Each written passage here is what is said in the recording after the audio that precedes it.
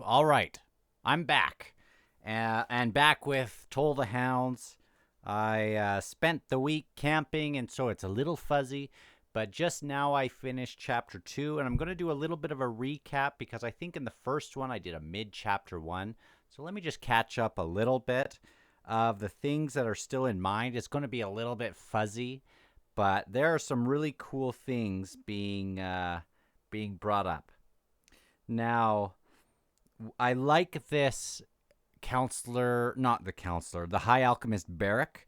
He kind of acts as like the historian sort of character that I often like. Haboric has been that, Duaker has been that. We've had these people who are constantly reading these scrolls and things to find out what's really going on. And he's reading these scrolls that Animander Rake has given him that he just doesn't, Animander Rake doesn't seem to maybe put much stock into him. Maybe he himself doesn't believe him, even if they were right. That's a long time ago. But some notable things is there's more note on this blood on the face, which seems relevant. Draconis is described as an evil tyrant. Draconis. We have the blight on the mines, right? Makra is kind of described again. We have Krull's bargain, and in chapter 2, we've gotten more about that. How it seemed like I think the Elaint were maybe beholden, sort of, to Krull for a while or something like that. And then we have these gates.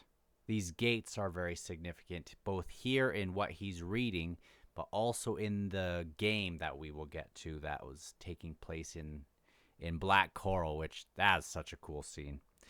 And the Starval Demelaine is the heart of all Warrens, it seems like. So that would be connected with Krull in one way or another.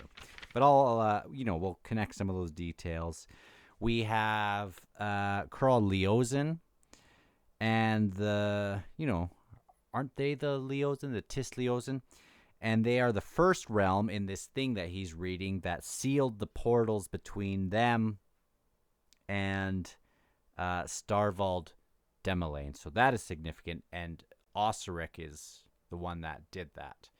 And it seems like that's significant because while in the olden days, for Tis and D days would be when Animander Rake was a young buck, I guess. It seems like he was attacking the Elaint. And I don't exactly know why they sealed it, to protect themselves from what's getting out, maybe to protect themselves from the Elaint, or maybe to stop themselves from going over and doing this genocide against the Elaint. So it's usually the dragons are the one we have to fear, but maybe he's protecting them. I don't know. But also interesting because in chapter 2, there's this Elaint, Solana, I think, the one that sits perched up there, and people don't even want to look up because they're like, that's got to be a statue. I don't even want to think of an Elaint being here above our city. But Animander Rake obviously has this little connection with them. So he's done a lot of changing over time. We know that. And obviously, if you want to fix some stuff that I'm getting wrong, please do so. Okay, let's see. I want to skip a little bit to... Yes, we get more about... kind of confirmed about the stuff that happened in the first book, how the Barghast came over, and then the Grey Swords came over, and at the end of chapter 1, we have Crone, who's come to talk to Barrick, and she is on kind of she's coming as a messenger for Animander Rake, who wants to know some specific things, namely, when is it going to begin? Or when does it start? I think it was the question. So let's see. Also, Barrick is wanting to talk to Animander Rake about the possibility of having some kind of joined thing going on between the two cities where Animander Rake is in Black Coral and he's in Darujistan. Maybe he could have an embassy in Darujistan. That would be very cool. Master asks, this is Crone, when will it begin? Master asks, do you wish for assistance? Beric winced. Master asks, would said assistance better serve you if it was covert rather than official? Under the table, gods below. Master asks, should sweet Crone stay the night as Beric's guest, awaiting answers to these inquiries? And just then that fat demon who was on Finnest House watching the Azath, as something got away from Azath. Something crept out of it, which is not supposed to really happen too much. And then he has shown up saying, out, out, out. And I think, I can't help but think of the inverse as out. And I've mentioned it in the other video if you saw it, but I took it down because the audio was so bad in it. But out, out, out. Maybe instead of out, out, out, we have to consider what could get in. So if something was sealed, obviously it seals from both ends. Maybe it could be that it was totally sealed and nobody can even unlock it from the Leos inside. But I'm just thinking thematically. I kept thinking about at the end of, I feel like Hood's realm is significant, so that's kind of like a refuge maybe, and maybe it's to keep everything else out. And if people could go into Hood's realm like he offered in Memories of Ice, maybe it would be a way of kind of having, it'd be like a wall to protect everyone. But maybe in would be a way of like turning the tides and attacking them, in leaning into it like the Bone Hunters, not being necessarily passive about it. So taking the fight to the, they're in the prologue, we have Burden being dragged along, and it's getting slower. Dragnipur needs to eat to get more people there to pull it along, but that just makes more people to fall, and the chains drag, and people are hiding in the cracks. It's just no good. What happens when they turn and go towards the storm? And we don't even know what happens when the storm hits. So what's going to be the moment, maybe, when they turn and lean into it, which seems to... So anyway, I thought that was a significant way to end Chapter 1. Chapter 2. The Soliloquy Animandaris, Book 4, Fisher Keltath, which I'm not exactly sure who that is, if he's around right now or was around from the past. But I like that there are all these different books and things about Animander Rake, and obviously they would all have their own little version of who they are. And it's so interesting that they have this version of events, of things that happened thousands of years ago, but the guy's just in Black Coral hanging out. So very, very, very cool. In this, just the first sentence of this epigraph. Animander Rake would tell no lie, nor live one. And would that deafness could bless him in the days and nights, beyond the black rains of Black Coral. Alas, this is not to be. And I like this next line here. And so we choose to hear nothing. Think of at the start of this next chapter, there's that Elaint sitting up there. People choose not even to look up there. Choose blindness in some regard, right? Kind of echoes. So we have this depleted high mage, Endist Salan, who he used to be this awesome dude. I mean, he's probably still awesome, but he's not what he used to be. And he is kind of monitoring Coral Bay's Nightwater. All of this is within Curled Ghislaine, and Animander Rake kind of has him doing odd jobs. Just kind of, it seems like, he used to be great. He's like this great veteran who has done something. We got to give him something to do, and he's dealing with eels. And it sounds like within this Nightwater, there's there are these monsters lurking below, and they're crazy and scary. So much so that the eels are just right at the surface. So I think that's cool. But again, he kind of seems to see that he probably doesn't think too highly of himself right now, and I love that in this chapter, especially with a couple of these characters coming up. Now, I highlighted a whole bunch, but because it's been a week, I can't remember everything exactly. But this guy has these episodes where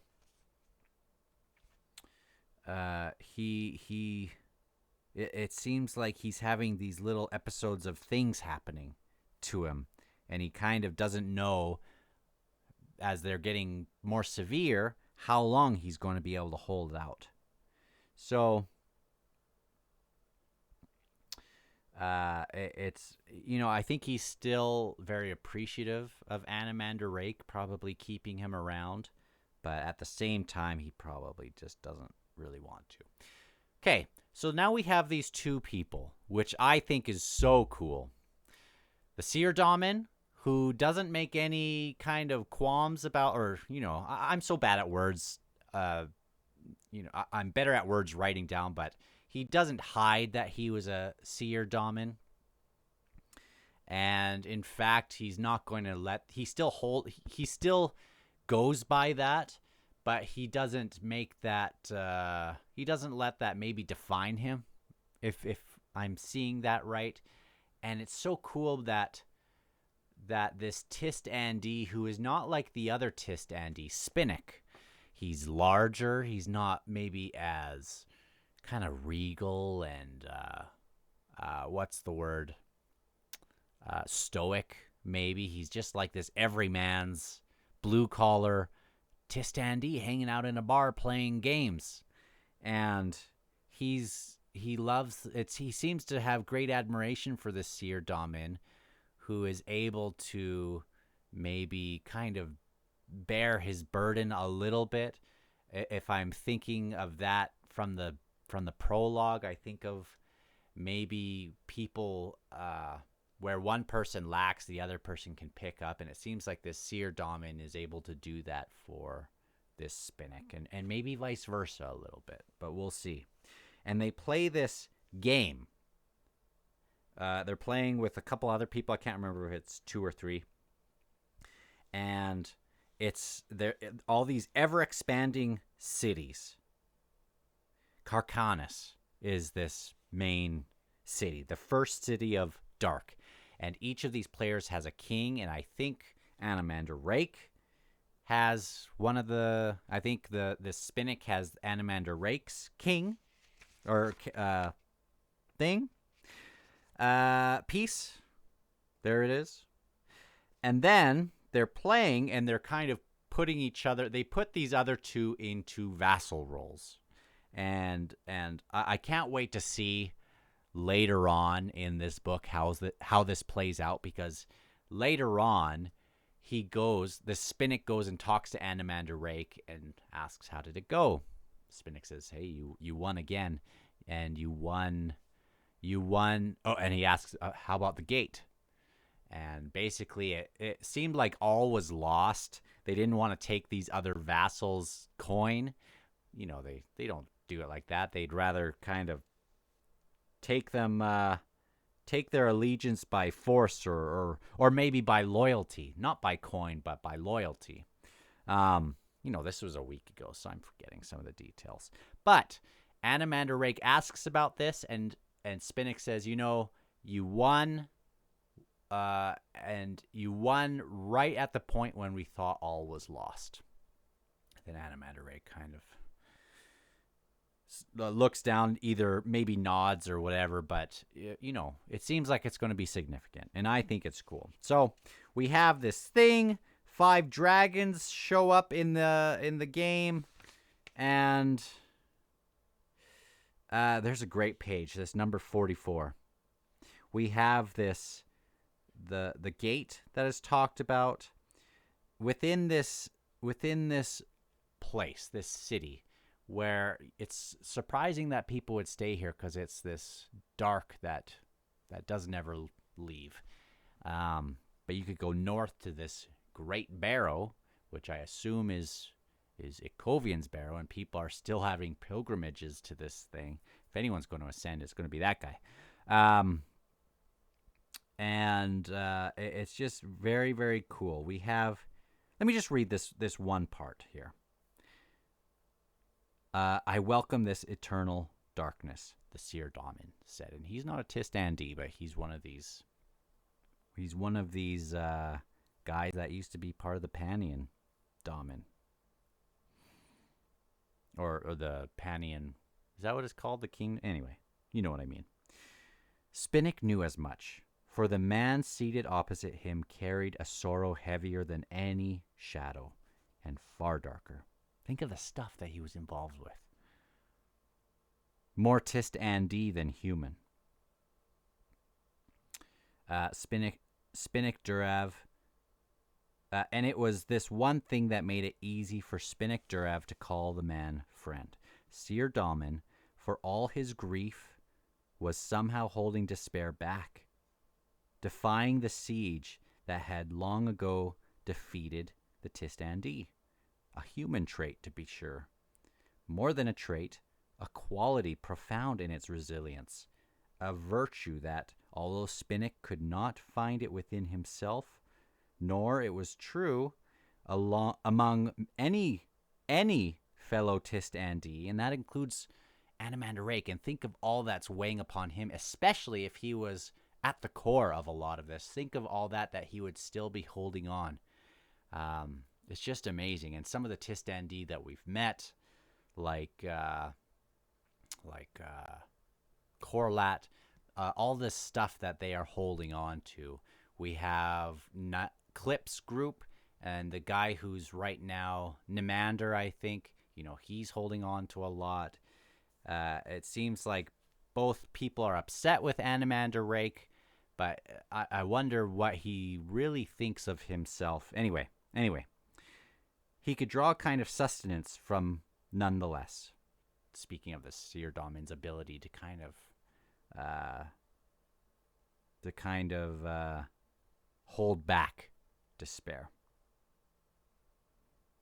And that's awesome, because this is the kind of guy that we would need in Dragnapur, holding on to this, helping pull this carriage along. We need people who do not give up on despair, that will hold that burden.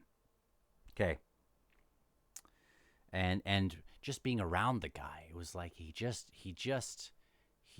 gives off something that also strengthens this Spinnick, who has, this broad-shouldered Tist-Andi, but even though he's broad in stature, he still holds on to it. Really cool. Seer Damin had enough burdens, and Spinnick was determined that his friend should never comprehend the necessity he had become, these games, these nights among the eternal night, this squalid tavern and the pitchers of cheap gassy ale. They talk about, the two of them talk. They see Animander Rake just kind of alone every night at a certain time, I believe, going and watching out. Very, very cool that we have these watchmen sort of thing. We had that in this Chill Bison, this silly little guy. We have the Elaint. We have this Animander Rake. Okay. I just love this Spinnick so far, though. Okay. Let's skip through a little bit of this. We get this group. We get Clip's group. They're walking through. They're on their way back to kind of confront, in my understanding. Clip wants to confront Animander Rake, and he's been kind of picturing this a million times, but he wasn't really there during that stuff, so he wouldn't really have a full picture of maybe how that would go. But I'm not sure. He seems like just such a brash kind of teen. He's I just don't know. Is he going to be able to hold his own? Meaning Animander Rake. If Clip goes nuts, I would assume Animander Rake could handle it. But this Clip guy seems like real business as well. Okay. And they could. I mean, it's really interesting. I can't wait to maybe get a little bit more invested in a couple of those guys, like the Skin Tick and Nimander. We have this talk of Solana. Oh, Silana. I'm such an idiot. Okay. You know what I meant, though, right? And how she kind of destroyed these Maw Irregulars. It was like an axe killing ants. And we have Animander Rake's rage being recalled as he was seeking out this cowl, which seems to be one of these Crimson Guard mages. Now, for those who've read Return of the Crimson Guard, I know that that's one of the books that maybe you should read before this. And I assume it has to do with this. If you have read it, would you suggest that maybe I kind of include that, or maybe read that before going on too far? I don't mind reading two things at once or quickly going and doing that. It probably wouldn't take me too long, even if it's at the end of subbook 1 or something. But if you would suggest it so that I can have more context, let me know. I mean, in the end, I'm not sure what I will do, but it might be cool to have some of this context. Okay. Yeah, right. We have this thing, Spinnick reflected, about this alliance between the Tistandi and the Elaint, when such creatures broke loose from their long-standing servitude to Krull. They sought to grasp power for themselves. This is when he goes up into Animander Rake's, headquarters or whatever, with all the doors unlocked. Seems like, if you want to come talk to me, it's an open door policy. That's how I feel, but I think no one wants to he's available for people, but I don't think people want to bother him, the way I kind of read that. And Spinnick, after mentioning this gate, which I am very interested in, Spinnick smiled wryly when all else seems lost. And then, it seems like this is this quote that they have. You sent me to a continent. Sounds like Animander Rake has sent Spinnick to the continent of Assail. Oh man, sneezing. Okay. And the situation there, and it cuts off. But it seems to be that the situation there is contained. I don't know if the Forkroll Assail are there, or if it's just called that. But it seems like this is going to be a situation over here. We have all this containment as a theme. Again, keep waiting for things to come out. What happens when something leaves that continent and whatever? Seems like he killed a whole bunch there. The very bay was crimson. They're talking about, they have this back and forth as if Spinnick wants to keep working on things instead of playing games and so much. He wants to be out doing things, it sounds like. But Animander Rake says that, okay, let me just, instead of explaining it, it's explained in like 2 sentences. I'm an idiot. Okay. A weapon must be used, Lord, lest it rust. Then Animander Rake's reply, a weapon overused, Spinnick, grows blunt, notched. Perhaps then, Lord, such a weapon must be put away, a new one. That time is yet to arrive, Spinnick Durav. This is where they mention that he mentions that Assail, the madness there, which seems like the Makra, if I had to guess, seems self-contained. Okay. Then we have these people as the last scene, second to last scene, last major scene, I guess. We have these guys that seem to be former former guys from the Damen, talking about how, we don't really like all this darkness here. Maybe if we just got rid of Animator Rake, this would all go away. When they kind of took over, they didn't get rid of our weapons and our armor and things, those fools. If we could just get rid of them, then it would all change. Butch is Bucch is one of these guys. Herrick, they figure it would just be so easy. So we'll see how that goes. And that echoes what we have in Darujistan with the assassins against the bridge burners. So cool. I love that we have the same sorts of things going on in both of these cities. The very last thing, we have this pilgrimage of people going out, emerging like an unbroken line on the trails, and then it lit into bright gold, a serpent of dust that rode the winds of the way, the winds all the way to the Great Barrow, to the mortal remains of the Redeemer, Kovian, right? I just want to read this last part. Protected evermore by night and its grim, silent sentinels. The serpent of dust journeyed, then, to a place of salvation. Among the Rivi of North Genebacus there was a saying. And it's this: a man who stirs awake the serpent is a man without fear.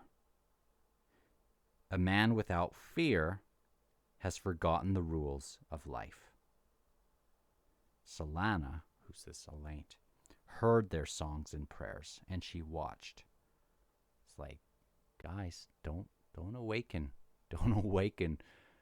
Maybe if Ikovian comes back, it won't be, I'm not sure how to read that. I don't think Ikovian would come back as a monster demon crazy guy, unless he was like, who knows? But it's interesting. They're like, careful what you're doing here, you guys. Careful what you're doing, worshiping this guy, and maybe some of these people maybe started in this sort of light and then turned and became crazy, and it was too much for us to handle. Sometimes mortals did indeed forget. Sometimes mortals needed reminding. Oof. So cool. And then we're at chapter 3. Thank you for being patient while I read this other thing. I think I might still have another thing sort of on the go, but I'm going to be, this is a huge book. I'm going to be trying to get through at least sub-book 1 this week. Really love it so far, even though I've made sure to kind of go slow. And I'll talk to you guys on the next one. Bye.